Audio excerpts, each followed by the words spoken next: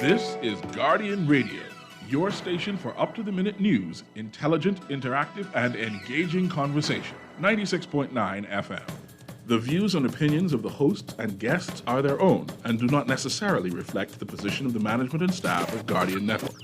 The aftermath of every social revolution brings about change. Cultural norms and landmarks shift as our minds and hearts expand beyond the familiar. To everything, there is a season and a time to every purpose in the land of the living. This is our time to renew, revive, and restore the hope lost to the busyness of life. This is our time to dig again and rebuild from the storms of our past on a solid footing that holds. Welcome to The Foundation. The Foundation.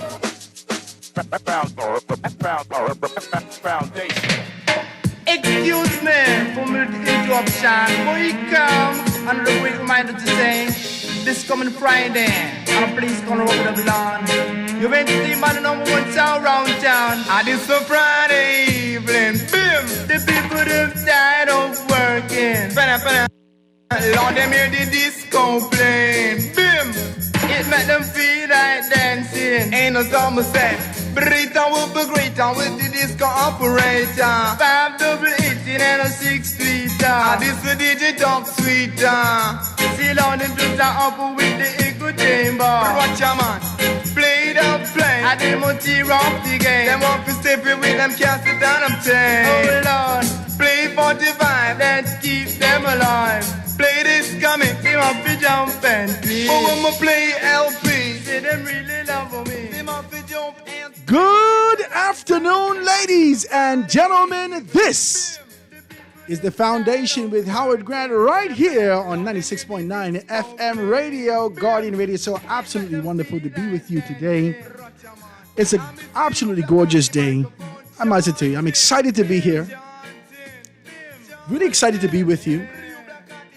If you didn't know by now, you should definitely know it's a Friday evening. Bim! Warm and easy selector. I'm so happy to be with you today, guys. I hope that you're winding down all that work on your desk, all that work in your phone.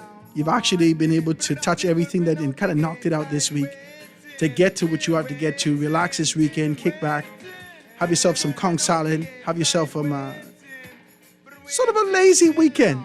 I mean, do you have those? My kids, I guess they come against me having those. How is it that Saturday morning I got to wake up at 7 o'clock? This is bananas, sir. I've been waking up 6 o'clock all week. Can I sleep in today? Nope. So, well, I'm hoping at least you can get a good weekend and relax yourself this weekend. And a kick back. I took full advantage of my wife last weekend. I had a meeting. And, the guy was like, Howard, where do we go? And I really couldn't pinpoint anywhere that can give me some good breakfast. I wanted some nice stew fish.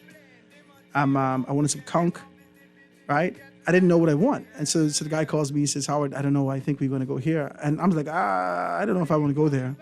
I've had food from there before. Garbage. Talk to me. Our meeting ain't going to go well. Because I can be too busy trying to wipe my tongue. It's too much. I can't deal with it. So I tried to convince my wife in decency. I said, baby, we got this big thing going on. I wanted to, boom, boom, boom. Can you get up? So she said, okay, what you want? I said, do me some stew fish. Do me some conch. And I think he wants a boiled fish. The woman ran all the way out. She did the whole thing. Right? It was like an option. Do this and this, right? Because I don't know what the guy wants. We had a breakfast at my home. I said, Jesus, I got to invite people to my house more often. If this woman would cook like this. All for showing off, how was the food? How was the food, right?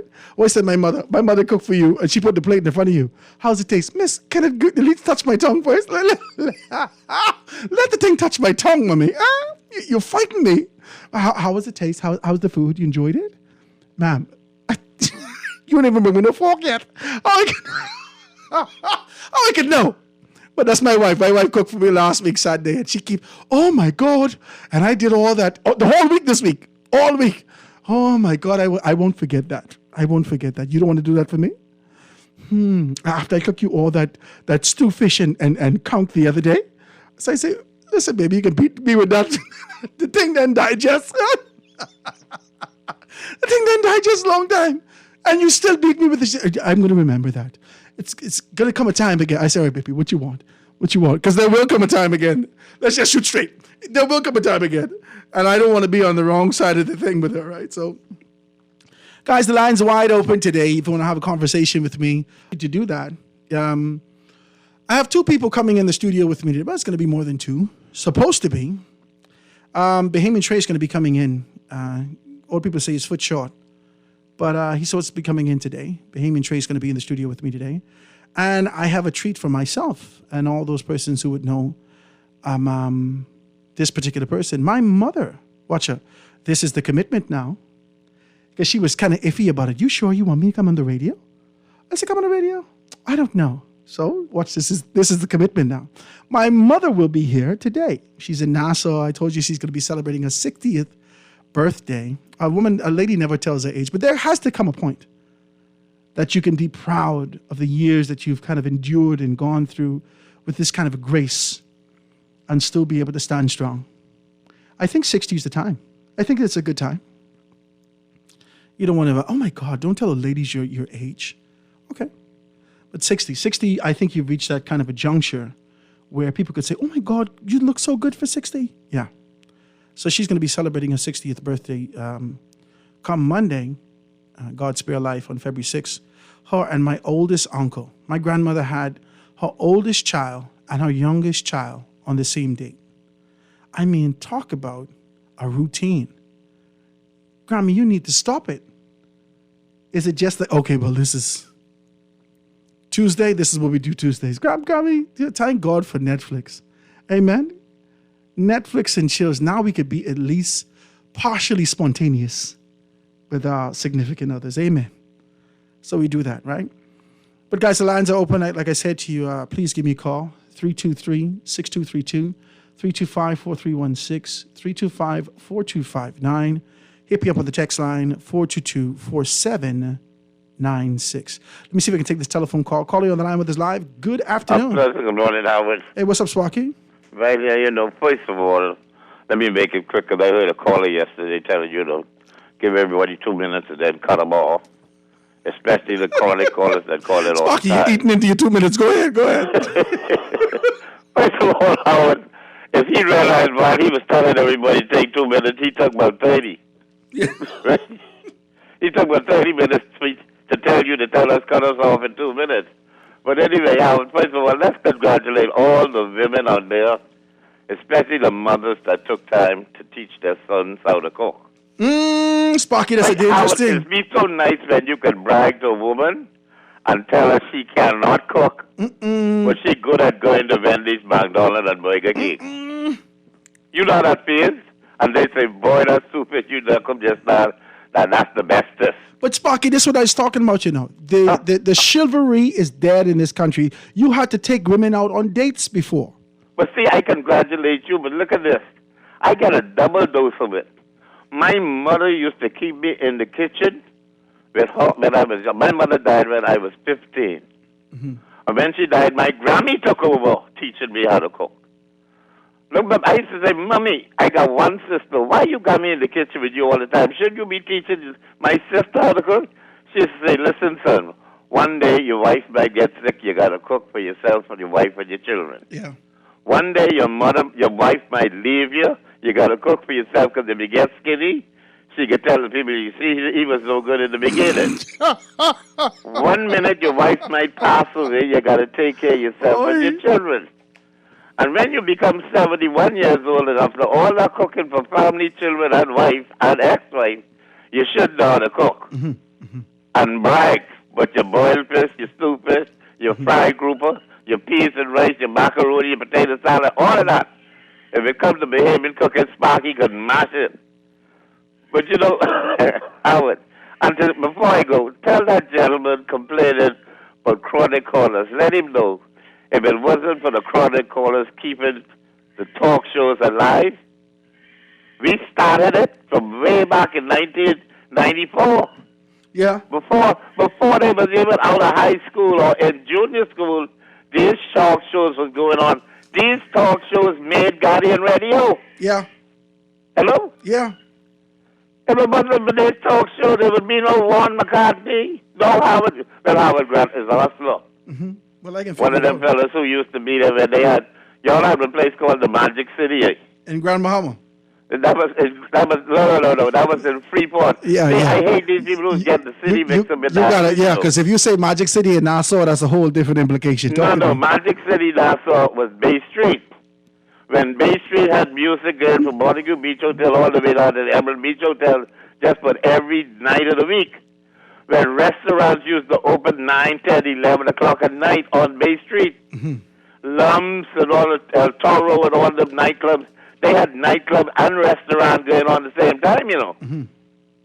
You could go to nightclub in the night and order food. You know what I'm saying, Howard? Wow. I know exactly what you're saying. Most nightclubs used to take like Monday night off after the whole weekend. The bands would take Monday night off, but sometimes the nightclub would still be open with a DJ. Yeah. And tourists and Bahamians used to go home after work, get dressed, go nightclub, and hope God you could wake up from the hangover to get to wake in the morning. You and your boss come in to wake with hangover. But ain't much of that has happened no more, though, Sparky. I mean, people don't. I ain't getting no red. Most Bahamians of my age, we scared to go out of our home. I sit down home with my wife. We cuddle up. We get a nice little something red. We cuddle up. We sit down, have a good time, get some popcorn for the kids, some pizza, and we chill out. That's what we do. Howard, before I go, I know it's a little long. Before I go, this is the month of February, right? Yeah. Back in my day, when you see February coming, everybody starting to wear red and white. All the gals and everything, they don't tell their boyfriend where they will go to eat. And they expected them roses and them chocolates. And if you don't bring them roses and them chocolates, you might just lose your woman. You ain't getting no sweets, I know that. Because when other fellas done promise us hot chocolates and roses, have a good day. Thank you, man, Sparky. I appreciate your telephone call, guys. The lines are wide open if you want to do that. 323-6232. 323-6232. That was down for a while. It's back up and going. Right? 325-4316. 325-4316. Or you can hit me up 325-4259. Or hit me up on the text line 422-4796. Yeah, Sparky, actually really, I don't know. I mean, I just feel like chivalry is dead. I don't know, man. Y'all, I don't feel like young women want this kind of a commitment. Do you equate that with lies? You don't want this conversation. Do you equate if a guy comes to you and he's charming and he's speaking well to you and he say, hey, baby, what's up? You're looking so gorgeous, man. Listen, I just wanted to come and say something to you, blah, blah, blah, blah, blah. Oh, look at this lion hog, right? Do you equate that? Like, is that what you say? Do you want to kind of skip that small talk? And the small talk is where the life exists. Even in the small talk, when you cut on your discernment, you can see the character and the potential of this person, even through the small talk. And sometimes you need to know if they're capable of doing some things. I think that's where, when I was young, women used to say things like, oh, I like him. And we couldn't understand why you like this boy when we was in high school. Oh, because he have potential. And women, mature faster than men. So I have to believe her, whoever this person is, when we were in high school, that she can see potential in a young man who I be around every day. I never see no potential in him. But she likes him because she sees something or sees something that I can't see. And that comes through this sort of proximity, conversation, just being able to see them. We've lost that. Sparky makes a very good point. By now, the city would have been painted red. Are we so consumed with the fact of what we don't have that it's kind of, we're neglecting that what we can do because of what we don't have? It's easy. It don't take much to cut up with your lady. It don't take much to be able to throw in something nice. Most men out here is not kind of consumed with this idea of you need to have the negligee and all these kind of romantic stuff. We're not consumed with that. We're good with a big T-shirt. That's fine, right? We're good with a big T-shirt and the bonnet. That's fine. We have no problem with that. We're good. We associate that with culture. Okay, well, it's cultural. You always wear the same thing to the beach. You got your bathing suit on, but you put your big shirt on top of that, and you got one jeans pants. That's how I know you. I remember you all. Remember we used to go to school like this, to the beach parties. So we don't. That's not a big thing, but the communication. We've fallen down significantly. Men, we have fallen down in being able to communicate with our women. It's a Friday evening, guys. It's a light day. We're having a good, very good conversation and really being able to talk about these things. Are you ready for love? Are you in the mood for these particular things? I don't see a lot of persons giving me advertisements to talk about their restaurants who's going to be doing something special, right? I know Devanias continue to be able to do their things, and we thank them for their sponsorship, thank them for their commitment. I'm going to read a little later, tell you what they're going to be having out there on Prince Charles, Devanias. They got some good things going on. On Saturday, you can be able to come and give a little taste, all right? So we're always going to talk about those. But I don't know about your restaurant. Is there a space and a place that I can take my wife now? Something nice? Or should I just come to your window by your restaurant so you could shove the chicken and fries through it? The devil is a liar. So I must just sit in the truck with her and just cut up with her and eat your fries? Stop it. Where are the restaurants that I can sit down with, have a nice little Chablis with you, nice little red wine or something with you, right?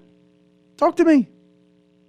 Me and my wife sit down and forget about the fact that we got to pay all kind of things tomorrow, but we could enjoy today. These things are important. They're important to us because why? Every single day we go hard. We up early. We're exhausted by the evening. We just go right to bed. Netflix taking $15 from us every single month and the television watching us. Talk to me. Talk to me. Am I talking the truth? Netflix taking money off your card. As soon as it hit it, it's gone. Bam. Am I talking the truth? You home laying down, and that's it. The most time you have together, I mean, you know, my wife and I, we're in one vehicle. So that's the kind of community or communing, the way that we speak on a day-to-day basis right here. Because other than that, she work and I work and I run up and down doing all these things. It is a busy time. Where can we unwind? And that's your plug right there. I don't know. What are you thinking? I would like to know where to go. I would like to know your stuff that you guys are going to be doing at your restaurants, at your other spaces and places. I'd like to know what you're doing. So give me a call. Tell me what you guys are doing, how we can be able to be a part of it. And we'd like to kind of run that information all week next week. Y'all ain't nobody called me and say, Howard, come down here.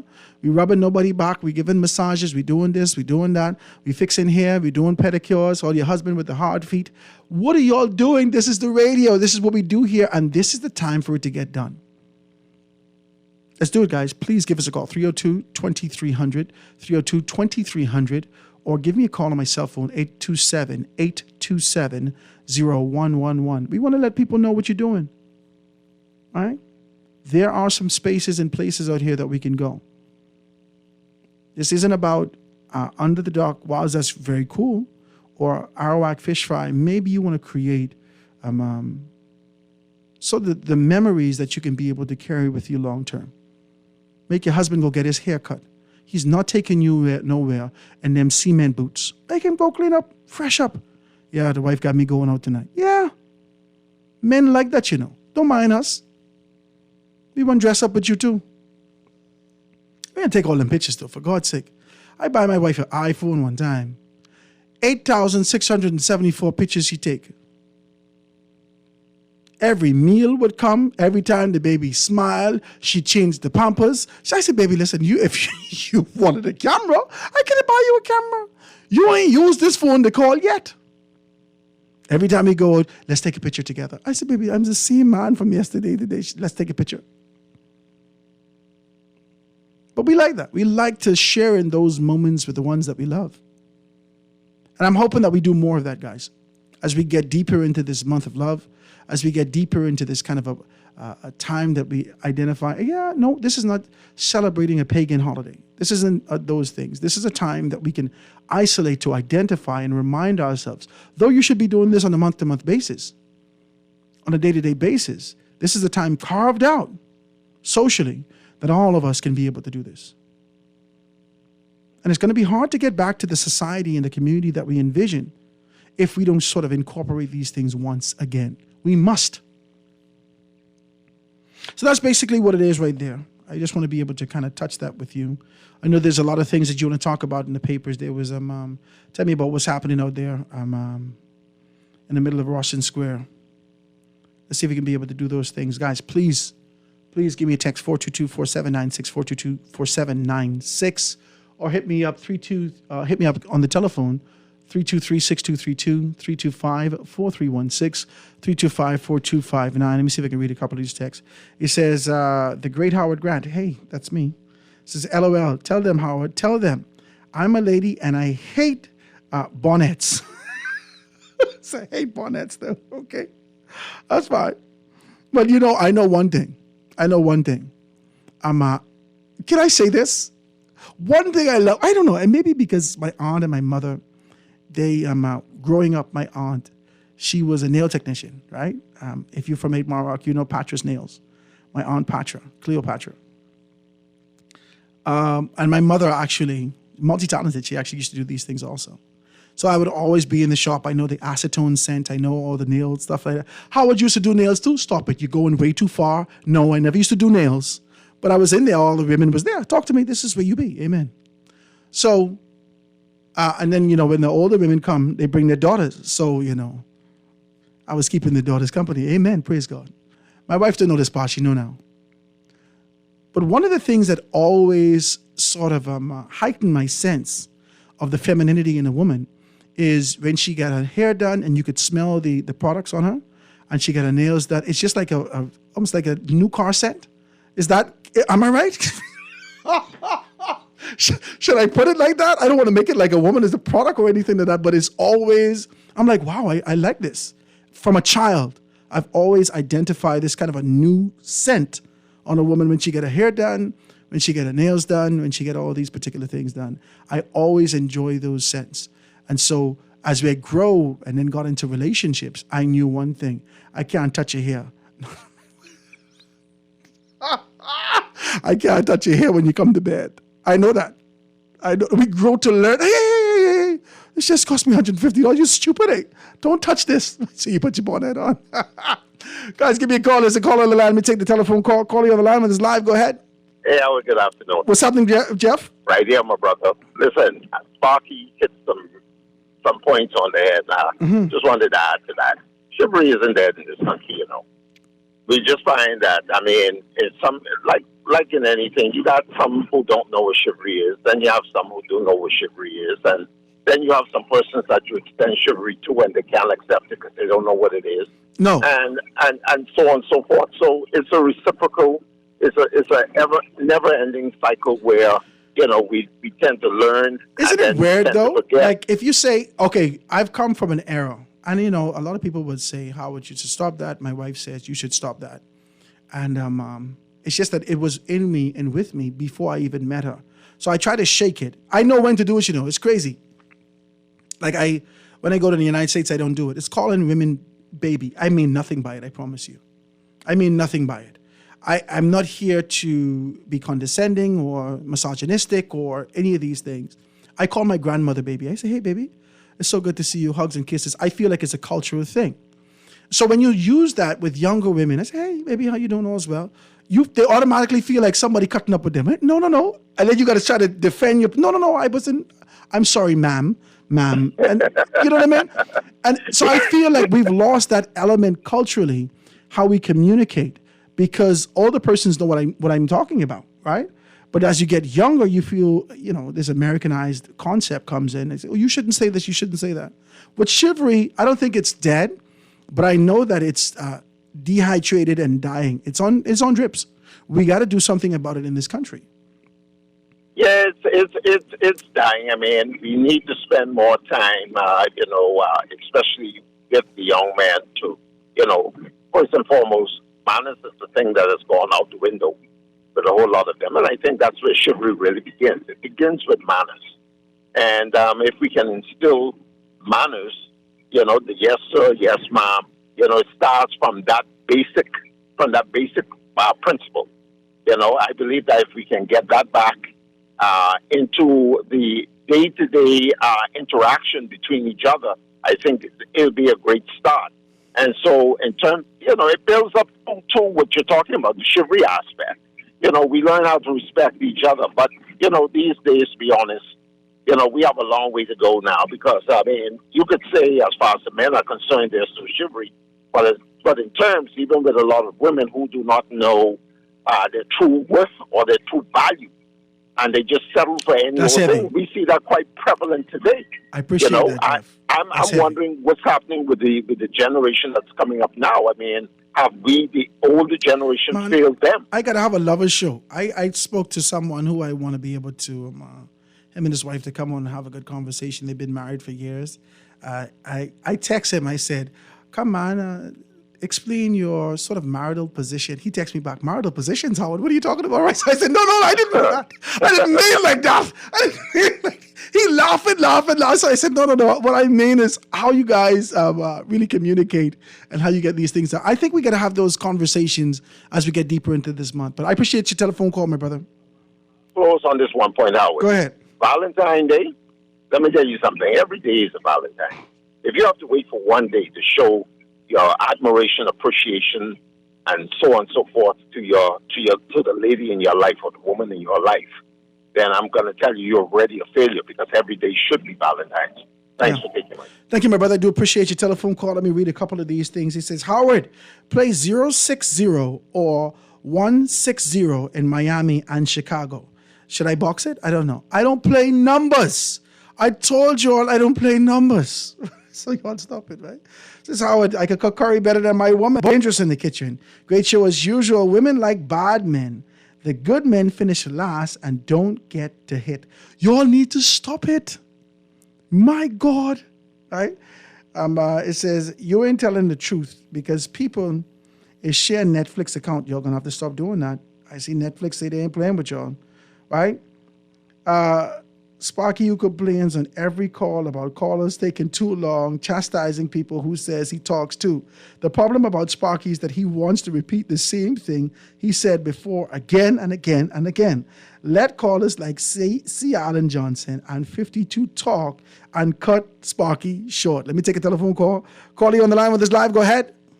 Good day, Mr. Howard Grant. Good day, sir. What's happening, my brother? I am awesome, man. First time caller into your show, but I've called in on Guardian Radio before. Thank you, man. Nice having you. Yes, sir. I just want to change a little subject. I don't want to change it, but a few weeks ago, I listened to you when you first came on. You were talking about the Kenny Davil situation at the hospital and how it all unfolded. Yep. And I'm on my way to the barbershop again because there was a barbershop conversation shortly after that around the same situation with blood. Mm-hmm. But I would just hope that you would encourage the family, after all this is passed, maybe sometime next year or this year, a birthday come around, that they do a drive. Mm-hmm. Well, if you was well, what happened is that our husband came on. Okay, so I had both Gerard in the studio and her son, the youngest one, chosen.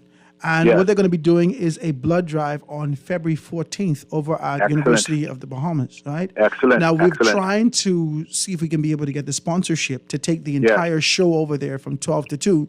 And we can be able to broadcast live from University of the Bahamas. You'll be able to hear the foundation. So I support him 100% in being able to do this. We've also seen the government take on a position to have a blood drive. And we're seeing a lot of persons still ask for blood. We can have more conversations about that, but I appreciate it, my brother. I will definitely try. I'll make a note, but I'll definitely try and give you some gas gift cards to give away to help the Listen, process along. You're talking to a black man, I don't know if I sound like a Caucasian. I come in for the thing. Send the money text. I will be in contact back with you. I appreciate you, my brother. The whole situation a few years ago, Howard, I needed blood. I got shot in an armed robbery at a service station, and I needed 5 units of blood. So I know the pain. I know the struggles that hospitals go through. I know the pain, the struggle that patients themselves struggle to get blood. Wow, man. And with me, I am O positive. So I'm the one you always want to have around. So you could give blood all the time? You got it. But I can't take blood from everybody. No. So that was my dilemma. But fortunately, I got sorted out through the grace of God. And I am on my feet. and doing well. From then my to now, number. I have donated 1 year. I committed myself. I donated a gallon in 1 year time. You serious? Yes, sir. I was on a clock, Howard, and I would encourage persons who are listening, like y'all would have said before, don't wait till a family member or the hospital calls. Get yourself on a routine. Donating blood is healthy for you as a Negro citizen, for your body itself. I like It's this. healthy for you. I like this. So I encourage particularly men to go and donate blood on a routine. If you can do it every birthday, do it every twice a year, do it. Just forward to the blood bank. Your name is in the record that you have at least assisted somebody some way with giving them a pint of blood. It is needed. I like this, man. Both hospitals. So I will definitely be listening out when the show ready. Take my number. But I'm gonna try to get these to gift cards to you before then. No, don't. Take my number. I can come Okay. get it. Nassau and Big. Okay. 827-0111. You text me on that. 827-0111. 111. You text All me right, on sir. that, right? I appreciate Yes, you, sir. my brother, and I'm good to hear that you're Likewise. still here. Continue to do well. You have a great show. Man, I thank don't you, care what the naysayers say. Keep laughing, keep smiling, sir. You just don't take things personal from the callers. No. But keep doing what you do, sir. Be you. Yeah, man. I appreciate you, my brother. Thank you so kindly for your Likewise. telephone call. No, we need naysayers in this life. Amen. That's what they're here for. They are anointed to hate. Hey, Jesus, let them do their job. Don't fight the people. Let them do their job. All you got to do is yours. Now, if you're around here in the cracks and in the crevices and meandering and looking for your path and position in life, then they can offend you. But if you're on your mission, baby, you can't hear them. But they got to talk. Let them talk. Let's do our thing, man. I'm going to take this first commercial break and be right back after this. Guys, this is 96.9 FM radio, Guardian Radio with Howard Grant right here on the Foundation, having a very, very good time on this laid-back casual Friday. We're going to dive into it right after this. The Foundation. The Foundation with Howard Grant. We'll be back right after this. The Foundation. The Foundation. Ready to step into the future? From your front door to the backyard and everywhere in between. See and speak to whoever's there with Ring Video doorbells and security cameras now available at Alive. Protect what matters most, all from one easy app. Available in your Google or Apple Play Store. Visit bealive.com/ring to learn more. We are alive.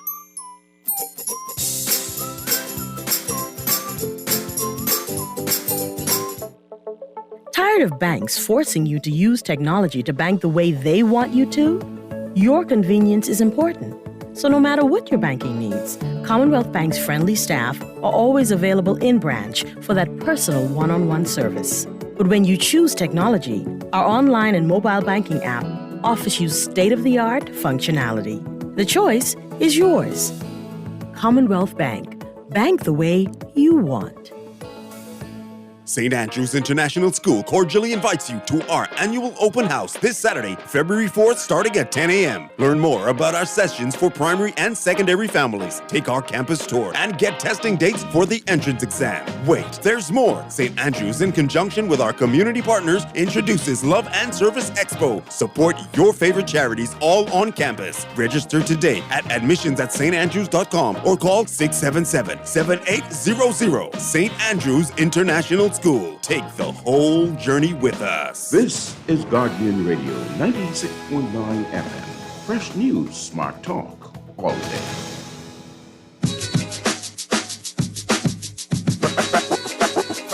Foundation.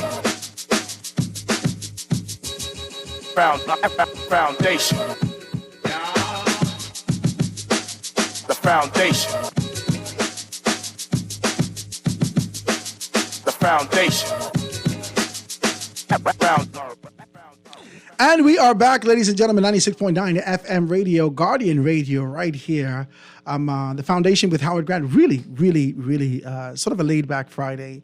And really just happy to be here. Just got my hair cut. All right, talk to me.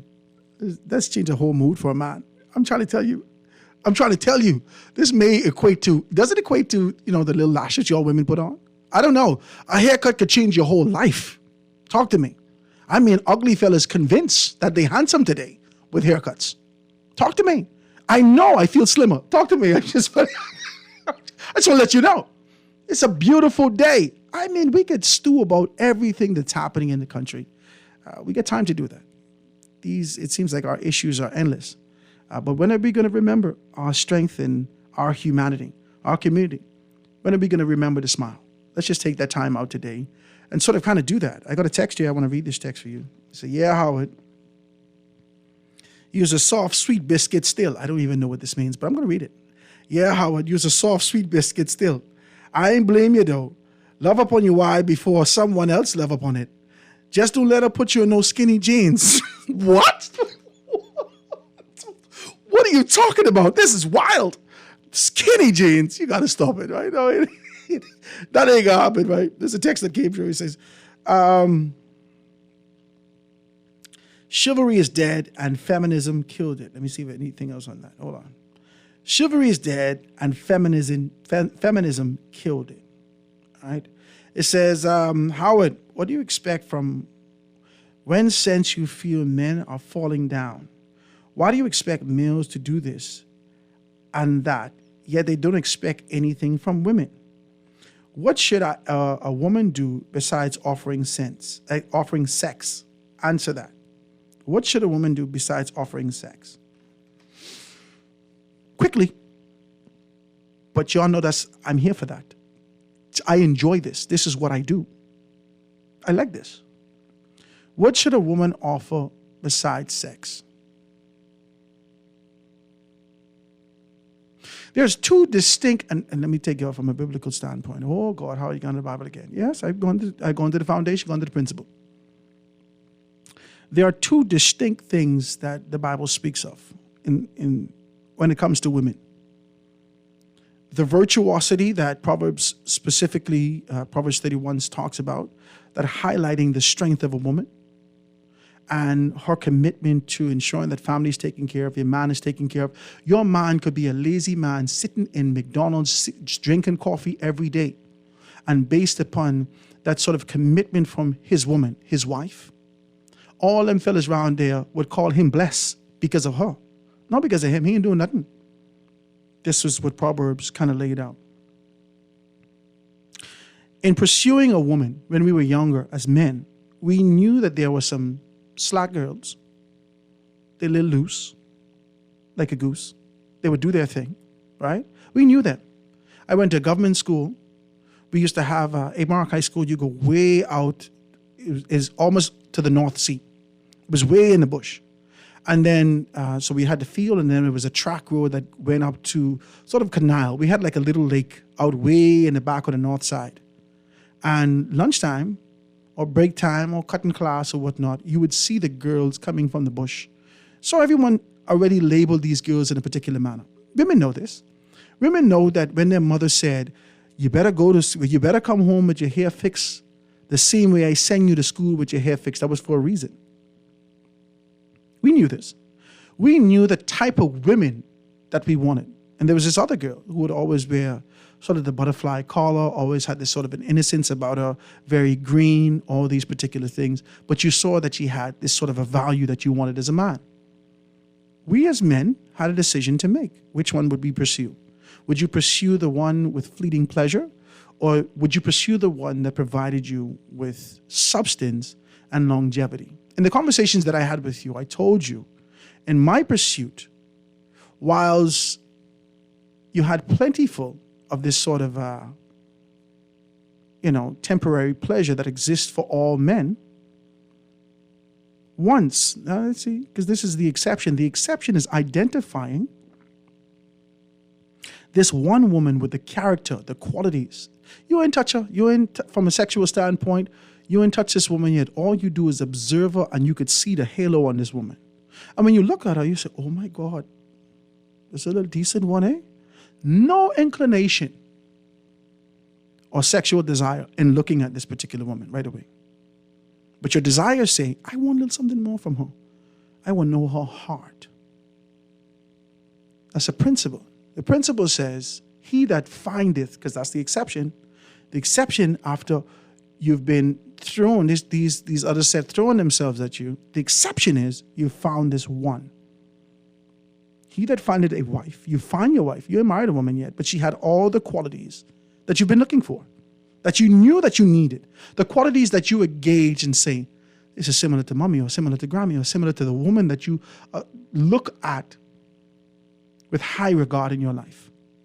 And you do your best to kind of hold that there and there and there. So when you have a question like, what else can she offer than sex? Ain't no woman just offer me sex. Talk to me. That should be very clear. My wife ain't never offered me that. She offered me her heart. And I ask her for her hand. Talk to me. If a woman offering you sex, it sounds like an exchange, sir. Let's just be very clear. Which road you was on when you was asked this woman offer you that? Let's just be very clear about that. I just want to talk about these things. He says, Howard, I don't think you answered my question. If you want to use the Bible as a reference, it calls for more than women to be virtuous. I think we kind of break it down. Let's see if we can get the next call. Call you on the line with us live. Go ahead. Hey, Howard, what's up, brother? All is well. What you say? Let's do it. I'm great. Listen, to your texter, right? When you put yourself out there as a man, as a male figure, and you know what you were, Howard, as a man, you're trying to look for a lady on that same level or a little bit above. All right? What you mean by what a woman could offer you more than sex? How you mean the woman offering you herself? Herself doesn't mean sex. Herself is being there to be a helpmate, to help you, to do for you as you do for them. You see, Howard, listen to me. I can tell you this, and I can tell everyone on this radio today. A lot of men in this country want to sit down and depend on the woman. I have a friend, Howard. I speak to her last night. She is involved with someone. She tells the gentleman, hey, turn the light off, the light bill got to pay. He said that he problem, intimacy and everything. No, that don't work. And I want some of these females in this country, put your feet down as females. All right? Don't sell yourself short for some of these men who be into nothing. Wait. You run over your story too fast. I just trying to catch it, and everybody else trying to understand what you said. The fella have a female friend. Right. He just go over to her house. That's right. Okay, so she got her own house. Right. She has her own she house. paying her own bills. She told him last night to, turn off some of the lights. He said that ain't his problem. So he come in the woman's house, cut on all the lights in the woman's house. Right. Yeah. Mm-hmm. See, but Howard. And he ain't paying no bill in the house? No bill. Jesus. No bill. And Howard, you know something? Well, why she don't keep him on the porch? You know this hurt me in this country? When you find some of these nice women, I'm talking about nice women, Howard, that I run into, although I'm involved with someone, I ain't bored with that. Wait, you putting all you putting all the information on the thing? Yeah, man. Go ahead. I'm an excellent relationship. I'm in an excellent relationship, Howard. And I ain't gonna mess that up. Okay, go ahead. All right? I ain't gonna mess that up. I know what I get, and I know what I gonna get, but I know what I get. What I'm trying to say to you, right? You got some of these men in this country, Howard, who just want to be lousy, lazy, and weightless. They will say the woman don't do nothing. The woman don't do. What you doing? What you doing? A man's job is to be the head of the house or be a man. All right. I made a promise, Howard, that last year that I would take my son, which is my fiance's son, and her away for Christmas, and that's what I did because they deserving of it because she's due for me, Howard. I could call this woman right now and say, I need this, I need that. All right, babes, you want me to go to the bike? You want me to do this? You want me to do that? Because we have that type of relationship because she can call on, matter of fact, she don't call on me. I, as a man, I do. And some of y'all men in this country, stop hanging by the bar. Stop hanging out by these clubs. Stop hanging out. But some of them must be running away from the woman. Go do something positive and be some kind of help to your lady so she can be a help back to you. Be a helpmate. I appreciate your call, DeWitt. I appreciate you, my brother. Thank you so much for your call. Some of these fellas just be running away from the woman. They marry the woman. You show me one face, and when we come here, you Mighty Morphin Power Rangers, you then change into something else. Huh? But you ain't never show me this. I ain't cooking, I ain't doing, I ain't in, you ain't never show me this. Things has changed. I want to read this here. Why would a woman over anything offer? That's supposed to be offer. Why would a woman offer anything other than sex? We as men need the hot pocket. Howard, I always went straight for the slack gals. Let me tell you something. just by the nature of your text, I know you mean that. You need to stop it. Indecency is rich. You need to stop it. Guys, we're having a very good, very, very good conversation. I hope you're enjoying it. Take it easy, man. You ought to take it too serious all the time. We got 5 days. We got 20 days a month to kind of chop things down, to have conversations. We're here together. We got 2 hours a day to be able to do that. Sometimes we're going to have to be able to reflect on some things that we're doing for ourselves.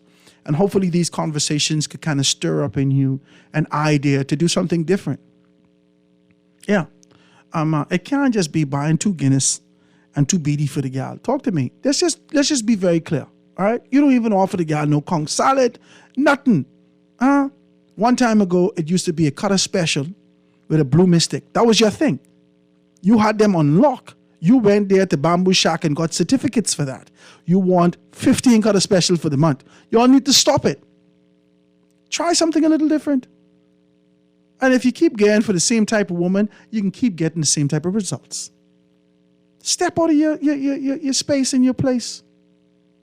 We can talk a little bit more about that when we get back. We're going to take this quick commercial break for news, guys. It's 1 o'clock. 96.9 FM radio, Guardian Radio, Howard Grant with the Foundation. I see a call here on the line. We cannot take it. We're going to go to a break and be right back after this. Foundation. The foundation.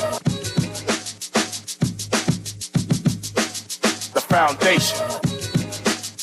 The Foundation. We'll be back right after this. The foundation. The foundation. The foundation. Fidelity, we're good for you. With so much going on in the world today, only accepting cash at your business can be risky. Let Fidelity offer you and your customers safety, convenience, and the flexibility of a fixed or mobile terminal. Take it with you, on the move and on the go, because business should never stop. For more details, speak to one of our business development officers at 356-7764 in Nassau or 352-6676 in Freeport. Visit our website at fidelitygroup.com or visit us at any of our branches.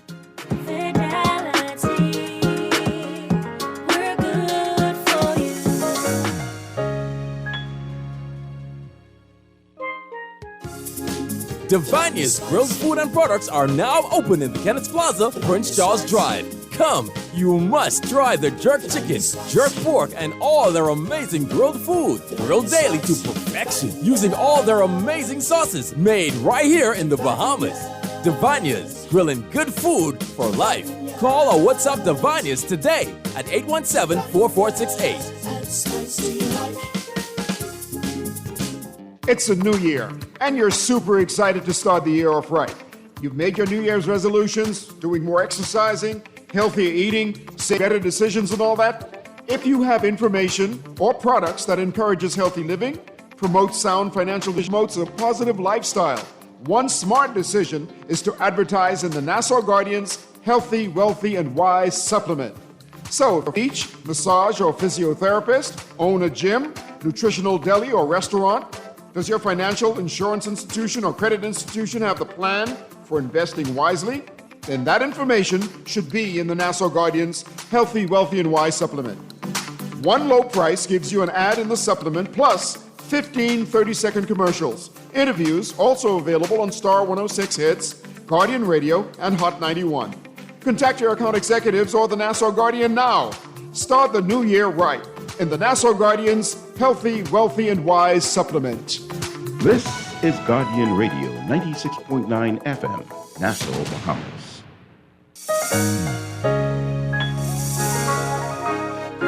Fidelity, we're good for you.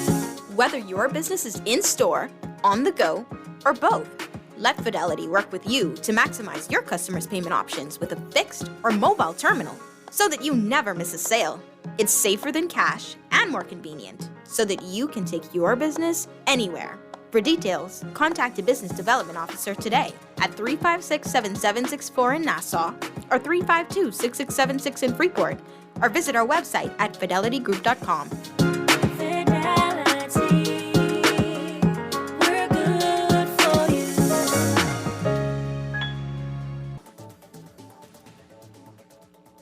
This is Guardian Radio 96.9 FM.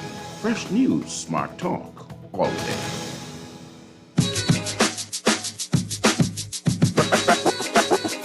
Foundation.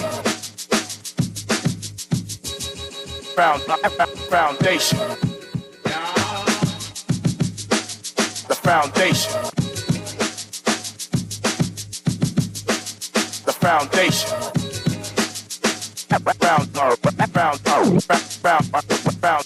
Foundation.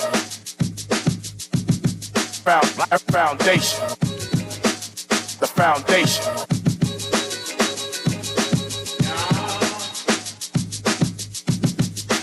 The foundation.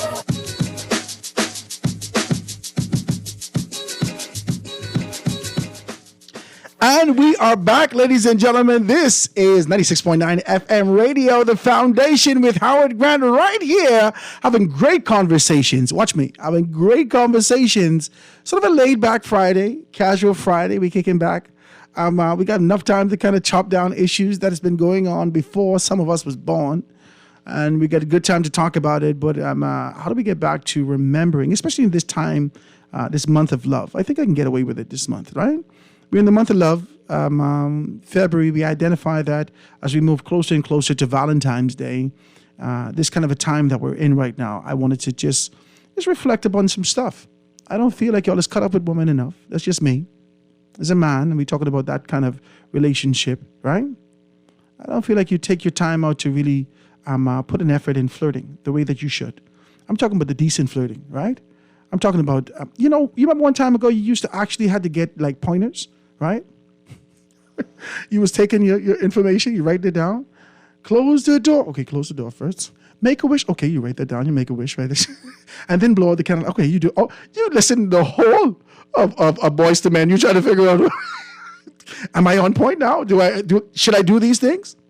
One time ago, you had beepers, right? I'm old enough to have a beeper. One time ago, we had beepers, and people would call your number, right? Yeah, because, we like styles in this country. So the people would beep you, and they could hear the message. You remember the time you could leave a message on the beeper, right? First thing you hear when you beep Howard is Boys to Men. Boom, boom, boom. Hey, what's up? You just reach Howard. It's difficult to answer when my mommy beep me and say, what the hell was that? But she said, hey, listen, that wasn't really for you, right? I mean, you just happened to beep me. Yeah, because we understood the foundational principle of cutting up. You always had to be ready with that thing. Things have changed over the time. And we're going to read a couple of these things and trying to dive into it and get it, right? Now, Trey said he couldn't make it in, but I'm sure he's on the phone. That's him right there? All right. So let me read a couple of these texts, and then I can bring Trey in and talk about these things, right? Howard, if a woman asks a man to take her to dinner, she expects him to pay a bill. If she has sex with him, she expects him to pay. Valentine, she expects him to pay. Why is it that she can't pay for dinner or sex sometimes? Sometimes she should pay. I don't know. I mean, we got to ask ourselves what type of woman we brought in with. Talk to me. Or what type of man have we been to the woman that they're in this kind of position where they don't feel as though they should contribute to this relationship, or if it's just a platonic understanding that I'm the recipient here and I take what you give me, but you have to pay for these things. Let's just be very clear about it. Let's be clear about these things. And I want to talk like that. I want to have a very clear understanding of where we are and how we're doing some things, right? Now, I know I wanted to have it kind of structured in a particular way. I told him to come from 12 o'clock. He then got me in a whole different wicket. I told him, I said, Trey, come to me from 12 o'clock and we could do these things. He said, oh man, I didn't. Okay, I ain't gonna fight him. But he's calling in and I'm very happy to have that. I know you guys know him. He's Bahamian Trey. He's very, very popular. Let me see if I can pull up some music for him when we go after the commercial break. Bahamian Trey, You Can't Muggle Like Me. You know that. He has a great stuff coming out. And on this sort of a laid-back, casual Friday, I wanted to kind of highlight some of the talent that exists in this. These guys are talented beyond what they present to you. I mean, I've worked with Trey over at another space for a very long time and always appreciate everything that he's done. And I think that he's grown tremendously over that time. I'm happy to kind of engage him once again. And I want to introduce him to an audience that may know him or you may not know him. If you don't know him, ladies and gentlemen, this is Bahamian Trey. Trey, what's happening, my brother? Say hi, Jack. Yes, you're ruling hip hop. Say J-Rock. Yes, you're ruling hip hop. You know about that, then? Well, you know how we is. Okay. Trey, say good afternoon to the Bahamian people. Say good afternoon to the Bahamian people. People, Howard, how you doing, brother? How you doing? Trey, so wonderful to have you. I mean, we're having a cutting up conversation today. You old enough to have this conversation. We're talking about sweet things in the can. Man, they don't know how deep this is going. Like, I mean, like, see y'all when it comes to hip hop, me and Howard is go back far. And first of all, I will let you know I love the intro. I love the intro, bro. You see what I'm saying? Like me and Howard, when we just go back and forth on these hip hop, he'll tell me, but this one, and I'll be like, man, I know, but this one, too. Yeah. He'll show me what I tell him about the generations. I tell him about the generation. I go all the way back to KRS-One and all these things like that. And I say to him, this is where the core of this came from, right? You know, big East Coast hip hop, right? So Trey and I always talk about, because he's heavy in music. And you know, Trey, you really impress me with your knowledge of local music, the history that exists here, the first persons who would have committed to these particular things. He's really, really impressive. Ladies and gentlemen, I know that you're always entertained by what he's given at the forefront. Maybe your kids love it, maybe you love it. But the truth is that he has even more to offer than that. Straight talk to me, man. Man, bro, like when it comes to the music history of the Bahamas, and when we look at our whole discography, I'll tell you exactly when it started to become a rabbit hole for me. After getting the opportunity and being honored to be able to work with Ronnie Butler, I started to really analyze myself real quick, because I realized, right, of course, we all know the music that we grew up hearing from Ronnie Butler, right? But I was like, I know that there's more from him. Like, I know that there's more. So I started to look deeper into his music. And believe it or not, if you go on YouTube right now, right, because of how there's a new word that a lot of us hear now more often, algorithm. But how the algorithm works now, you search a Ronnie Butler song, you know what's going to pop up? Someone synonymous to someone like Ronnie Butler. So people like that, which would then be someone like Count Bernardino. Then you will see Eddie Menace. Then you can find someone else. Then you can find someone else. Then you find someone else. And that, for me, was so interesting, because when I started to go down this rabbit hole, I started to learn names like Wilfred Solomon. I started to learn names like Jay Mitchell, Frank Penn. I started to go so deep. I could go like so far back to the 1950s. I could go really, really far with it. And I was even blessed again also with another opportunity to really actually have a sit down with so amazing and so, you know, I can't even speak about the kind of pioneer and the kind of work that he's done toward making the industry that we have be possible. But a guy by the name of Peanut Taylor, I got a chance to sit down and talk to about what the Gombe era was like and what their inspiration was and what really birthed that whole vibe. Because what a lot of people don't know is the whole tourism model was based on the musicians promoting the Bahamas. The musicians, people like George Simenet, Peanut Taylor, Charlie Adamson, Blind Blake, these people used to get taken around the world by the government to promote the Bahamas. So we were a part of the original tourism model. And of course, that would have been started by Randa Times, the Stafford Times. But he talked to me about all these things. He talked to me about what used to be going on over the hill when they used to be having their jazz sections during the time when they came on by doing their Gombe music, and how the Gombe music is a like connection to our African roots and our translation to what we are, well, what they were doing at that time and what the struggles may have been or the things that were happening for them right there and then. But Afrobeat, I mean, when you go back to the Gombe, the reason why I said Afrobeat is because when you listen to the Gombe music, it is what is Afrobeat today. I want to do this though, Trey. That same 5-beat pattern, that pop, pop, pop, pop, pop, is from Africa, Ghana to be specific. So when you talk about the rhythm though, Trey. Big up to Mr. Christopher, my bad, but big up to Mr. Christopher Davis, our boy. Yeah, when Chris. He sat down and talked to us all about that. It made me. He's in Ghana right now. I think he back to the motherland right now. I think I saw something with Sankofa Flamingo. He always does Sankofa Flamingo. I haven't heard from him in a while, but he's always doing Sankofa Flamingo, and I always support everything that he does because I think it's coming from a rich place that wants to be able to preserve a culture that has been lost to just this kind of an openness, right? We have to be more specific about it. But I want to do this, Trey. I want to talk, while you're talking about the rhythm of these things, the conversation in this month of love has been about the lyrics, about the intentional approach to being able to get back to cutting up with women again. I can pull you into the conversation. I can pull you into it. The language has shifted. When you go back to Count Bernardino. Word is simping. All right, what is it, simping? Yeah, it is. Call it simping. All right. When you go back to the language of whether it be a Ronnie Butler, right? Whilst he was very break these things down, he was very intentional in being able to identify the things that trigger and make a woman sort of eager to move in the direction that you desire to move, right? And whether it be Count Bernardino, whether it be the passion that these men Oh yeah, boy. would have had. Jay Mitchell used to sing in church since he got one button on his belly, right? One button. This church, big church Sunday. He got his shirt bust wide open, one button by his neighbor. He wasted Leslie Miller. Right? So I said, Jay, you gotta hurry. And he's singing in church with passion. These are the things that is not necessarily as evident as it was at one time. Right?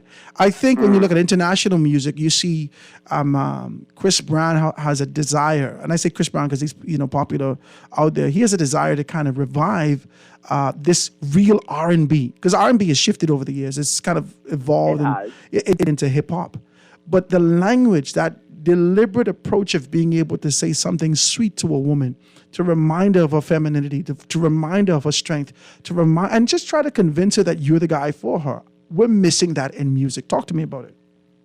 I think that, what really was going on in my mind while you were saying that, I started to realize how we have to definitely remember that music is like social commentary.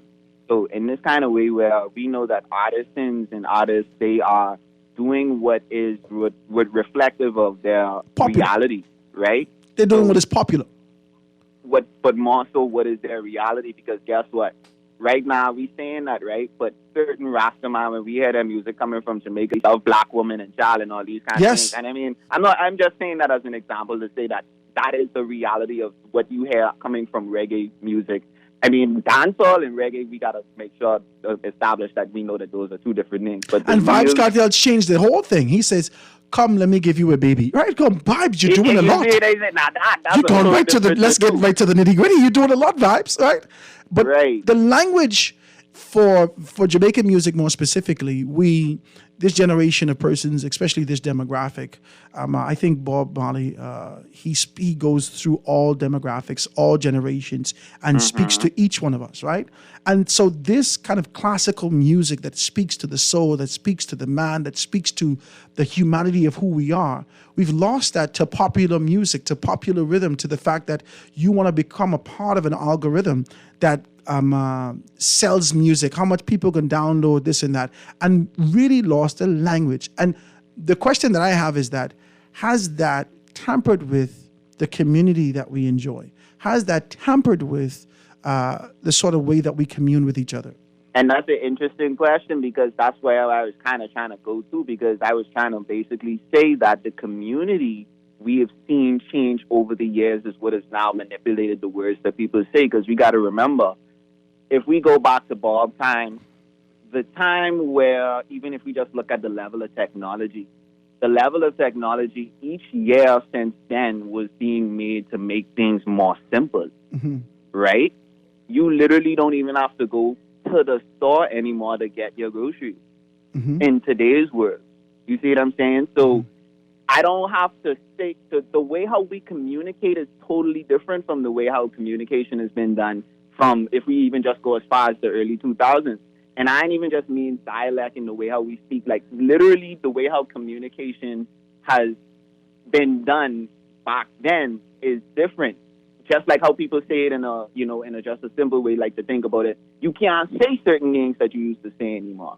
Because if you even just having a personal conversation with people, you feel like just like how we think about it now, certain people touchy, certain people this or certain people that. But it was like how we think about it, a certain time when communication was not like that, when you could have had a certain kind of communication with a person, or when things were different.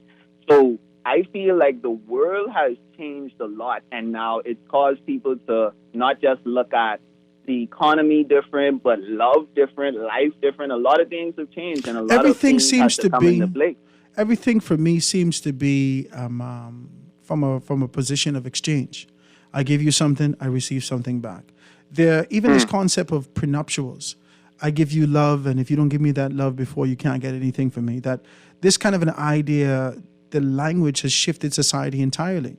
And I believe... And the crazy thing is about the language, it's amazing because, okay, let's think about it now. I ain't too well versed with the R&B in the 80s, but give me an artist from the 80s who you would enjoy, who you say you enjoy, a very popular one, who has that kind of same pizzazz and that kind of, the talks that you talk. Like a Marvin Gaye or something, right? Marvin Gaye was tight, right? But Marvin Gaye wasn't for me. Gerald Levert was people. You would have been able to listen to those particular persons. Who else? Early 90s would have still been, we had that kind of a Motown from, so it changed it. The rhythm changed, but the conversation was still good. Tell me, how were the relationships back then? Relationships was thebomb.com.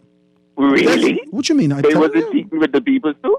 No, see, all right. At the end of the day, the objective is the same. The end of the day, the objective is relations. We won't be able to get with it. But the truth is, the approach. Out of car, busting windows. No, this was a crack era also. You can't forget that. This was, in the 80s, was the crack era. But women still was crying because dudes was having 3 and 4. In fact, watch me. What has changed? Back then actually too. Watch me. What has changed over time during this era, right? Because my daddy would listen. My daddy know my music. I told you this. My father knows all my music because he knows the rhythm of my stuff. And he said, no, this is where this came from, right? So when daddy would listen to Frankie Beverly and Maze, and he would have me listening to Earth, Wind, and Fire and T-Connection and all these particular things, I had a great appreciation for the music during this particular time. And I watched it evolve on radio as a result of what was happening on ground. It was the crack era significantly. Everybody was pursuing money. Everybody was pursuing money. They need pursuing goals. And that reflected in the music. And that has evolved into, okay, so drugs dry up, but there's still a desire to be able to get these particular things. My position is, how do we revive that? How do we remind ourselves that we need to be able to commune with women, right? And maybe some women at this time reject the idea, but if we give them to them in small morsels, we could be able to see our society shift. Our society, in my view, personal view, has shifted because the influence that we get comes from the music. The influence that we get comes from the media. And if the media is saying that this is acceptable, this is this is that, then you would have the same reflection in our day-to-day lives. But if you're in there and you're listening to love music, you're listening to these particular things, this music depicts and determines the direction that you take in these areas. So the strength of an artist is bigger than we actually give them. You have a tremendous strength to shift an entire culture. Talk to me about it. You have strength to shift the culture. And once you start cutting up with women again, then subconsciously, they create a standard. If the fella ain't talking like this, don't bother with him. You got a fella come to you and say, man, look here, man. What you say, man? What you dealing with, man? I got $40. What are you talking about, sir? There needs to be a new standard set. And if the music taking us down the doldrums, then there's no expectation that our society will be any different. So what's the goal with changing? Because now what we doing is things, like you said, going back, right, to the times when it was more complex with the way how communication would be done, especially when it comes to love. And these kind of like what's supposed to be unconditional love relationships. I give you an example. So what's going to be the goal of going back to that point now where you have people, like you say, really going down to how your boy them, who you mentioned, those names, used to go get down with it. What's going to be the goal at the end? The goal is what we see locally. The goal is, when MTV came on, as much music as my father used to, I don't know why they had platform shoes and all these things. This was only pictures that they saw of Stevie Wonder, them laying on, everybody had this one picture. You remember Michael Jackson off the wall, right? Michael Jackson laying on the floor with his hand, I think, right, with his hand on his chin. I think Lionel Richie had one of those little sexy pictures. Who else? It's definitely a couple where everybody had this kind of a sexy picture.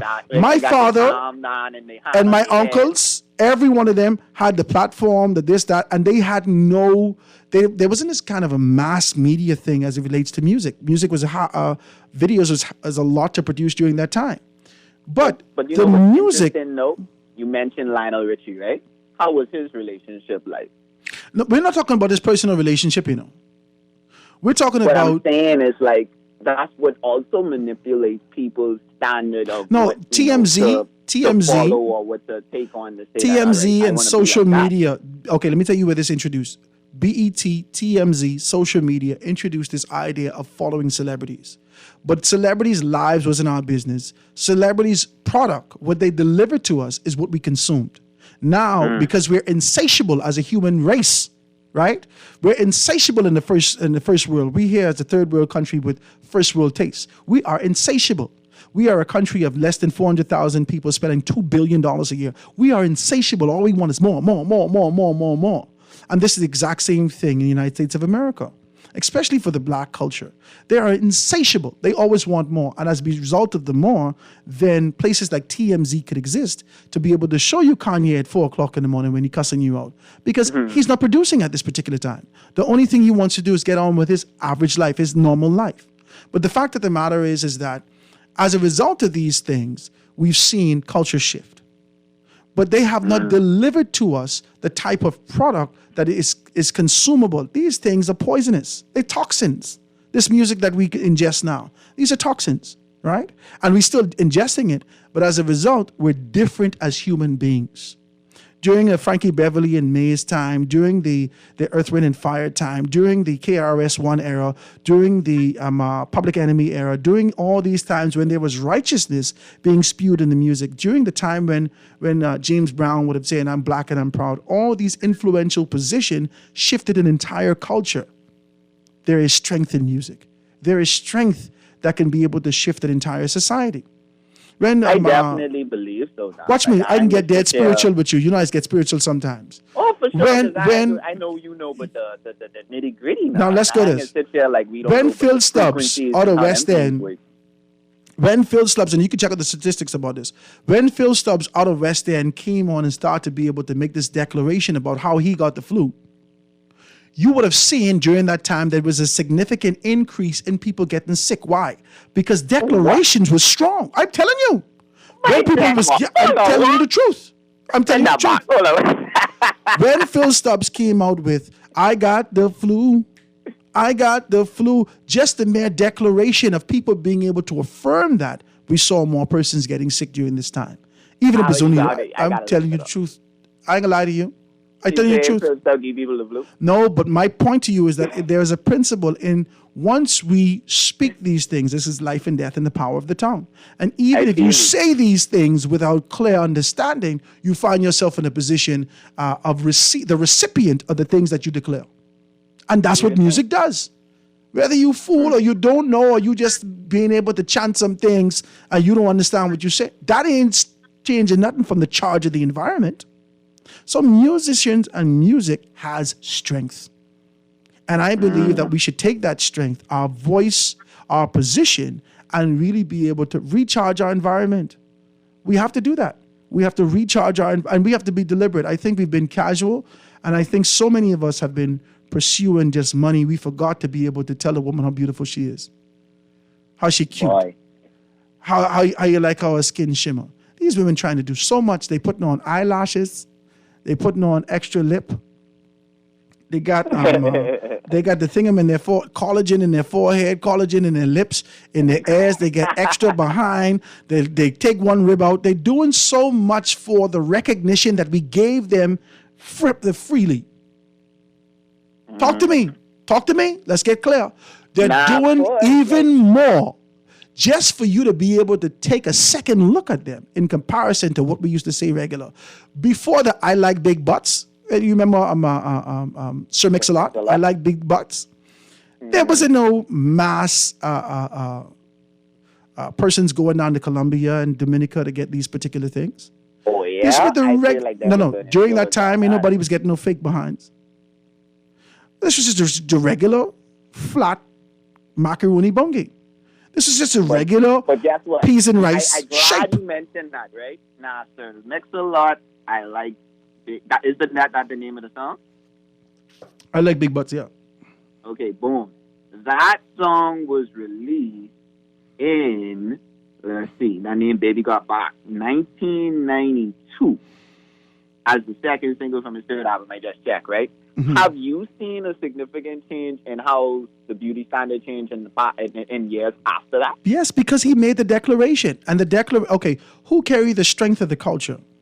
Who carries the strength of the culture? Who are the mass consumers of media globally? Black people. Mm-hmm. Black people are the mass consumers of these things globally. And if black people, we set the standard of what is beauty. One time ago, the standard was set for us. And Sir Mix-a-Lot and others came in and shifted that.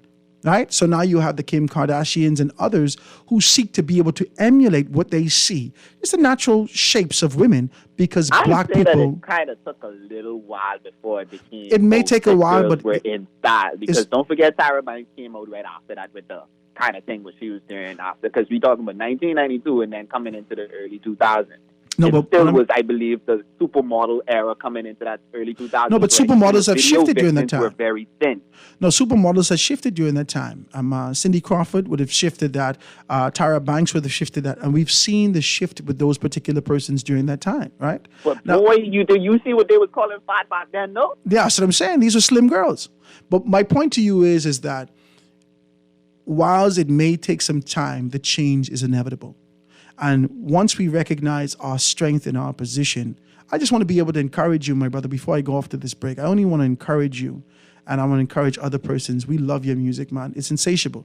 We need more and more of it. I know you got some new projects. Please tell the people about your projects that's going to be coming up. I know we get to be doing those things, but make one for the lovers. This is for the ladies. Yeah, I can sing you that song, right?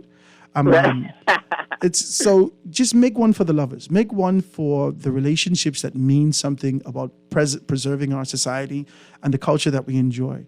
Make one for the nostalgia that exists here to remind a woman about her beauty and her strength. And I think if we do that more as men with our strength and our position, I think we can see some things change.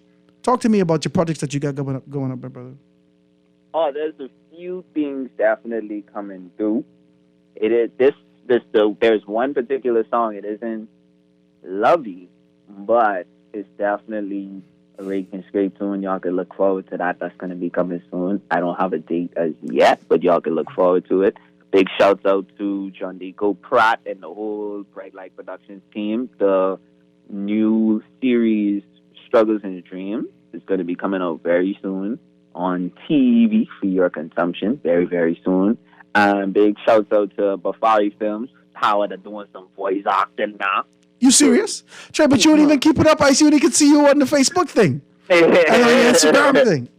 These kind of digs. But I'm doing some voice acting now. So big shouts out to Bafari Films. That should be coming out very soon. And most definitely, I just want to give a big shout out to everyone who's just been on the journey, who's been showing their support, because, I be seeing people sending their messages online, and I keep in touch with a lot of the people who, send their love, and I just want to say that I appreciate everybody who continues to keep riding with me on the journey. My birthday was January 26th, so I turned 23 this year. Happy birthday, my brother. I have so much more in store for you guys for sure this year. There's a lot of great things that's going to be Now, coming. Trey, how can people get in contact with you or reach out to you? What's your give me your Instagram, give me your other handles so persons could know how to be able to reach out to you. Well, any social media, you can definitely type in Bahamian TRAE, and you'll find me. That's on Facebook, Instagram, Twitter. For Snapchat, it's TRAE242. And for if you're looking for any of my music on any of your favorite digital platforms, it's going to be there, Bahamian TRAE. And for bookings, all you have to do is type BOOK Bahamian Trade at gmail.com and send me an email. We could get something done. Trey, it's always wonderful. You got to come here. I can see if I can put you in more Fridays and whatnot to sit with me because I always enjoy your perspective. You're a young man, but you are definitely well-versed. You do your studies and whatnot, and I want to thank you, my brother, for taking out the time. I tell you, come in the studio next time. Make it here. Amen? Amen. I can't get no amen, Jesus. Amen, and my apologies. That's all right, man. It's all love on this side, right? Just let me know as soon as we can come to. Absolutely, my brother. Ladies and gentlemen, that's Bahamian Trey. You can't mugger like me here in the studio with me, man. Here on the phone. Come to steal the show. You know, come to steal the show. Trey, thank you so much, my brother, man. I love you. I really do appreciate it. I'm going to give you a call right after the show, man. Bro. Same way. All right, we can talk again, hey? Ladies and gentlemen, absolutely, my brother. This is 96.9 FM radio with Howard Grant, the Foundation. My mother's in the studio. We're going to pull her in right now and kind of dive into a conversation about these things. She's celebrating her birthday come Monday, so we're excited about that. And it's a laid-back, casual Friday right here on the Foundation with Howard Grant. Let's take this quick commercial break and be right back after this.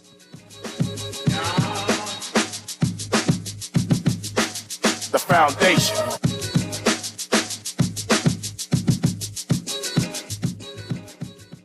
The Foundation with Howard Grant. We'll be back right after this. The Foundation. The Foundation.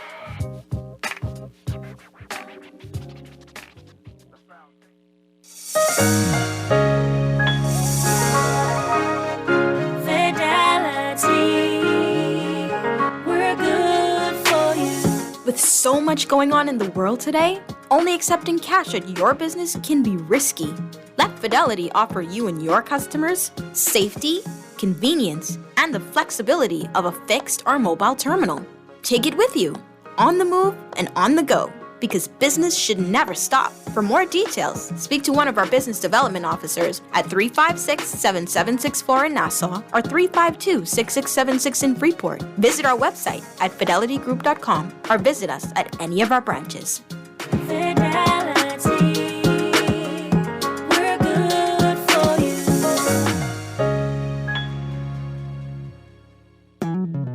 Here we go. J.S. Johnson Insurance agents are the best. Reliable service, we've been on the scene, protecting since 1919. J.S. Johnson Insurance has the test. You'll always cover me. J.S. Johnson Insurance, peace of mind. At Ron's Electric Motors, they repair and rewind all major brands of electric motors, including water pumps, generators and the generator's back end, welding machines, electric lifts, air compressors, battery chargers, and more. They're equipped to handle up to 850 kilowatts and rewind up to 450 horsepower motors. They're conveniently located on the corner of Wolf and Clarence Roads and are open weekdays 8 a.m. to 5 p.m., Saturdays till noon. They offer 24 hours emergency assistance. You can reach them at 242-356-0249. Foundation. Foundation. The Foundation. And we are back, ladies and gentlemen, 96.9 FM radio. Howard Grant and your company, The Foundation, right here on Guardian Radio on this beautiful Friday. I mean, this is a gorgeous Friday, kind of a laid-back Friday. And just a casual Friday, wanted to do some things. Now, you've heard me talk so much about my mother, my grandmother, my father, my uncle, my this, my that. You know that we're a tight-knit family.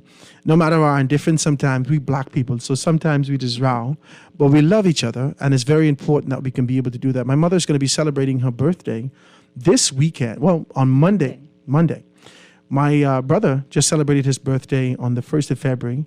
And like I said to you, my grandmother had her oldest child and her youngest child. So my uncle Van Dyke, you all know him, Van Dyke from Grand Bahama. He is the photographer for Freeport News and other spaces for a very long time. And you know him, he's a PLP general, one of those, listen, Jesus, we can tell you about that. Uncle Van Dyke, I hope you're good, my brother. Right? So that's my grandmother's oldest child. And here's my grandmother's youngest child, my mother in the studio with me, Verne Grant. If you do not know her, she was the former member of parliament for 8 Mile Rock. Member of parliament for 8 Mile Rock from 2007 to 2007 to 12, right? 2007 to 2012. And she has not stopped her activism and sort of being able to work in the community since then, right? And you've been an ambassador. Well, Food and now, I just want you to let you know that this is my mother. She wanted to let you know everything. Now make sure to let them know I was an ambassador also, right? Say good afternoon to the people, Bobby. Go ahead. Good afternoon. Good afternoon, everyone. Don't forget the people. Tell the people. Yes, let them know. Let them know. And so this is the first time you sit on the radio with me, Bobby. You need to stop. Yes. Behave. She always listening to the show. She's called me after this. Oh my God, boy, you say that? You can't say. All the way from Grand Bahama, she's here. She's celebrating with her sons this weekend. All her sons are here. So it's so good to be able to have her. I told you, Armand, she's going to be here, and we're looking for a nice place to go. I think my wife set up something really nice for us. We're excited to be able to do that and kind of get some things done. Tell me about it, man. Tell me about your trip. Tell me about what's going on with you. I know that you've left frontline politics, at least still been sort of an ambassador and working in the community from an activist standpoint. Tell me what's going on in Grand Bahama. Well, Grand Bahama has not necessarily been growing in the past several years. We are above water. I guess our nose is still above water, and we're doing the best we can. We're treading water, they say. Some things are happening in the West, which is pretty good. They are putting the final touches on the government complex there in the Pinedale, Hannah Hill area. And it's looking very good. And we're hoping that by March, we will be open. At least by May, maybe not What March, about the by school May. in Humchak area? I passed across there and I noticed that the construction is still going on in certain parts of the grounds of the school. So I believe it will be ready for September. What's happening in East Grand Bahama with the cleanup efforts and sort of kind of reviving that area? I have to ask you this because I would know, but when we came for Christmas the other day, it was just home, family, Right, and during that part of holiday time, I didn't had have a no time to ride to go around. check it out. Yeah. I believe Grand Bahama has been cleaning up slowly but surely. Some areas, the debris is still there. Some people are complaining that their debris has not been moved from the hurricane. But I don't see it on the main highways. So all of the main thoroughfares are still look relatively proper, clean. or you mean in the? I'm talking about Freeport proper, and on the entire island actually. Even You in still see the little heaps here and there. in some places, That's yeah, crazy. yeah. But it is not as bad as it was. Like I said, everything is happening very slowly, but it's happening. I don't want to make it from a political standpoint, but you believe that there is a space for revival in West Grand Bahama. We've been having conversations about what needed to be done. We've been having conversations about these things. And I've taken on a position, very strong position, about the idea that I don't think it should just be the infrastructural development, just about building a house or building this and building a school and all these things. I think we've lost the community that we enjoy, the community that we're reminded of with Pa. And with Grammy then would come from. I always telling persons about how we come from a very tight-knit community. We've lost that because we haven't poured back into human beings, into people. So the intangibles is what we're looking for in those particular communities. How do we revive that? How do we get that back? I think what has happened in my growing up is that I've seen many of the natives in the area move out. They have actually gone into either the Freeport area or in other islands of the country. And so the indigenous Grand Bahamians are not as readily around so that they can appreciate where we were and where we are and the possibility of where we can be. And so we have a lot of other islanders who have settled into 8 Mile Rock, but West Grand Bahama has great potential. I mean, when you think about it, man, we're what, 60 miles off from the mainland of the United States, and we have land upon land. Now, we don't have much of the government crown land in West Grand Bahama, but we do have a lot of land to be developed. And so the possibilities and the vision for West Grand Bahama is still there, and that is growth and revision. I mean, the revolution of having something done is that, as far as I'm concerned, it is there for us to do. The new generation, they may not be altogether Grand Bahamians, but the people in the West apparently love the area enough so that if we collaborate, we can get some things happening. I normally have conversations about this, and I don't want to be able to sway from this sort of the anchor of love and chivalry and community that we have, that we kind of been introduced to, right? But I normally say to persons that West Grand Bahama, more specifically, has not been foreign to the idea of having foreigners work in there. I always tell that about the story about Daddy coming from his father coming from Turks and Caicos and traveling to being born in Spring City, Abaco, settling in Pinedale, and the indifference that the community saw, and then the collaboration of y'all two having a son like me, right? Hey, so Jesus. it's a good, decent son. Hallelujah. Your best child and the most handsome one. Oh my God. The widest one also, but No. that's But the truth is this: West Grand Bahama has always seen the importance of understanding how to work together and work towards an objective. Yes. That doesn't mean that there's any indifference in there, Oh. but there is a love for the community, and that love surpasses the indifference that we may have. We understand that collectively we can do those things. I believe that if we see more of that throughout our communities, more of that throughout the country, then we see the productivity that we want. Yes. You know what I mean? Yep, I agree with you.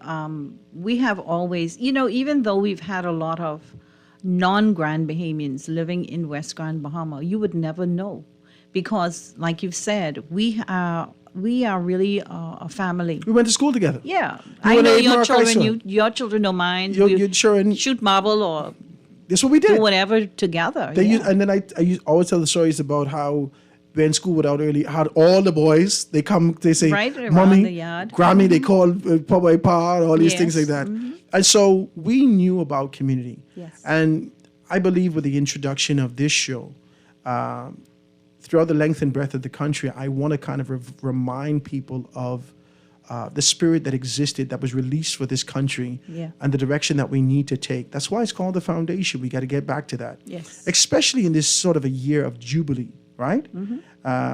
As we're going to celebrate 50 years this year, come July, we need to be reminded of a vision that was cast for our country. And though many of us are indifferent as to whether or not we're on the course, I don't believe that our time is up. No. I don't believe that our time has come. I don't believe that it's done and there's no reviving, no restoration that can be done there. I believe conversations like this, just nostalgia to trouble the waters of your indifference socially and remind you of a course that we can be able to, that we took kind of straight away from, but we can get back on course is very important. Definitely. And 8 Mile Rock, for me, is a template. The largest community in the Bahamas, Right. the largest settlement in the Bahamas, rather, is a template of what's happening in Fresh Creek. It's a template of what's happening in Abaco. Yeah. It's a template of what's happening in Exuma. And if we look at those particular things and realize, hey, listen, my experience are not far off from yours. True. In Baintown and Rupert Dean Lane. This is how we can get back to that. Talk to me about it. Yes, I agree with you. The thing about it is we have a lot of young people who are coming up who are more educated than when we were younger. These young people have great ideas. I mean, it's just a matter of sitting and hearing what they have to say and putting some of what they have said into action. If, like yourself, you're still a Grand Bahamian at heart, even though you are national now. But the truth of the matter is there are a lot of young people who are like-minded as you are, who can see the Bahamas for greater, as opposed to just sitting and just talking around some bears around the counter or in a bar somewhere and just shooting foolishness around rather than putting something substantial into the conversation to see progression for our country going forward. I've seen Grand 8 Mile Rock mature in some ways where the people are not as lackadaisical as they used to be. There is that mindset that we have to work. And there is also that mindset that we have to work together. The spirit of working come from West Grand Bahama. Yeah. These are the people who developed Freeport. Yes. These are the people whose fathers built Freeport. Remember I told you the story about the wild goose? Well, I tell you, see this pretty wild goose. I didn't know she was a wild goose. Pretty girl. I said, oh my God, what's your name? She told me your first name. I said, I don't want to know your first name. I wasn't trying to cut up with you. What's your last name? She said, wild goose. I said, oh my God, you're my family. Yeah, family. That's why you look like me, right? So she said, no, I'm not from 8 Mile Rock. So I said, ma'am, where are you from? She said, I'm from Caravel Beach. Oh, Jesus. I said, you from Caravel Beach? But I mean, I said, baby, nobody from Caravel Beach. We built Caravel Beach, right? So she said, well, I don't know nothing. I said, your wild goose family. I said, blame me, mother.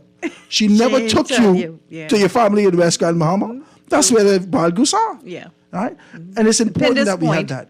West Grand Bahama, yeah. Right? And it's important that we have that sort of reminder of where we are, because if we lose the history, then the future will be a mystery. We've broken the foundation. You break it. Yeah, you have broken the foundation. Yes, you have. If you lost the history, if you don't know where you come from, how can you make a determination of where we're going? Right? You have to remember these particular things. And I think what we have lacked in our society or in our era as the parents of these children is we haven't really passed down the knowledge of where we came from and what made us who we are. I think that's where we fell short. We should have been more progressive, more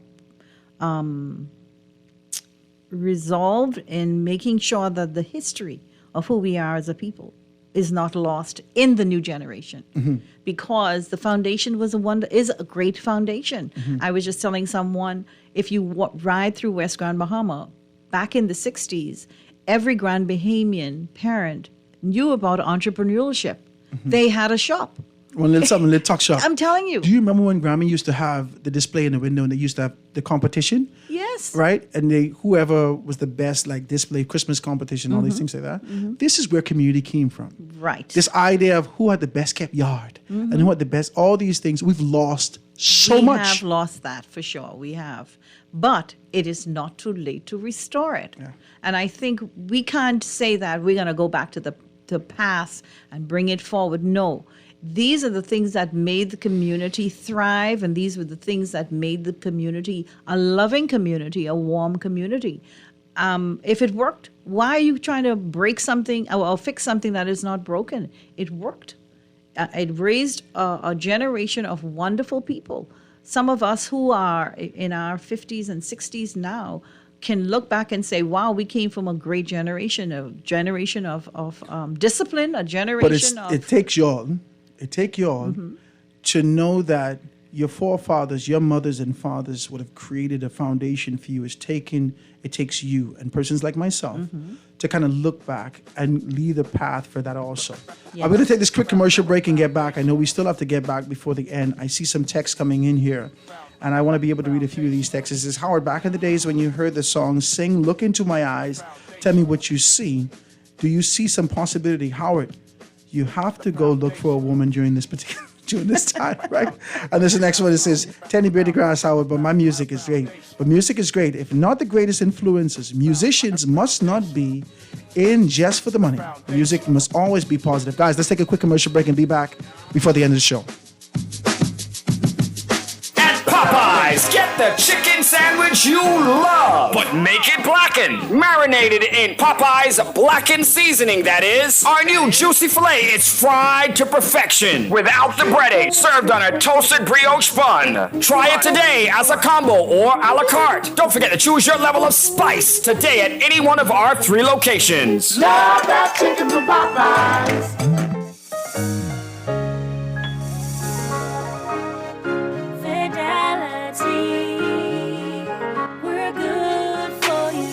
Whether your business is in-store, on the go, or both, let Fidelity work with you to maximize your customers' payment options with a fixed or mobile terminal so that you never miss a sale. It's safer than cash and more convenient so that you can take your business anywhere. For details, contact a business development officer today at 356-7764 in Nassau or 352-6676 in Freeport, or visit our website at fidelitygroup.com.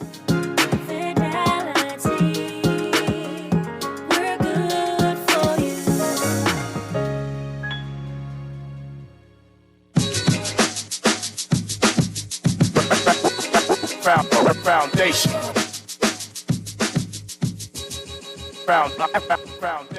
And we are back. Before we get out of here, I want to thank you so very kindly for kind of tuning in with us today. I hope that we made your Friday a little lighter and sort of reminded you of some stuff. I'm in the studio today with my mother. Somebody texted and said, Howard, what's your mother's name again? Vernay. Queen Elizabeth. Yes. Yes. Yeah. She's going to tell you. Let her tell you. Vernay Aldrina Michelle Queen Elizabeth Grant. All of these things, as time progresses, she keep putting something else on her name, right? I just want to let you know that. Well, this is my mother. She was the former member of parliament for West Grand Bahama. 8 Mile Rock. 8 Mile Rock. Yeah, this is before it was West Grand Bahama, yeah. Right. For 8 Mile Rock. You would know her. Many persons, if you don't know her as Vernay, you call her Verna. People say, how would your mother name Verna, right? I just go with it. I just say, yes, Verna, right? Just Verna, right? But so that's her. Let's see if I can read 1 or 2 of these texts before we get out of here. Please bring back Miss Moss on Fridays, Howard. Please, please, please. Which Miss Moss? Did I have a Miss Moss with me before? I can't. Anyway, I'll check out my stuff. We're supposed to do some stuff. Next week, we should have Mother Pratt. Oh, that would be great. Next week, Monday, we should have Mother Pratt. Next week, Tuesday, we should have Ruby and Cooper Darling. Wow. Right? Mm-hmm. And then we're going to talk inner city, the inner city all week next week. So I'm excited about that, guys. I want you to be a part of that. If you want to be able to kind of dive into that, 827-0111, 827-0111, thank you for kind of being able to reach out to me for your support in all these areas. If you want to be able to support, and like I told you, we're going to do something with Gerard Davo come on the 15th. On the 14th. And we're going to do those things. Listen, it's been a beautiful, absolutely gorgeous week, all week this week. I'm grateful to be in the land of the living, grateful to really be here with you guys. I want you guys to have a beautiful weekend. Thank you. Happy birthday to Mommy. Happy birthday to you. Happy birthday. She's going to be 60 years old on Monday. Yes. God spare life. Yes. 60. I just pray that the Father continues to bless you, to watch over you, to pour into you with grace and mercy, expand your territory, and move you in the direction that He calls you to move in. I thank you for the opportunity. I'm grateful that you're sitting here with me today. Ladies and gentlemen, have a beautiful weekend. Enjoy yourselves. Stick and stay for Z Live with Shivago Lang. Right after this is The Foundation. We see you on Monday, God spare life. Have a great weekend, guys. See you later. Thank you. The Foundation.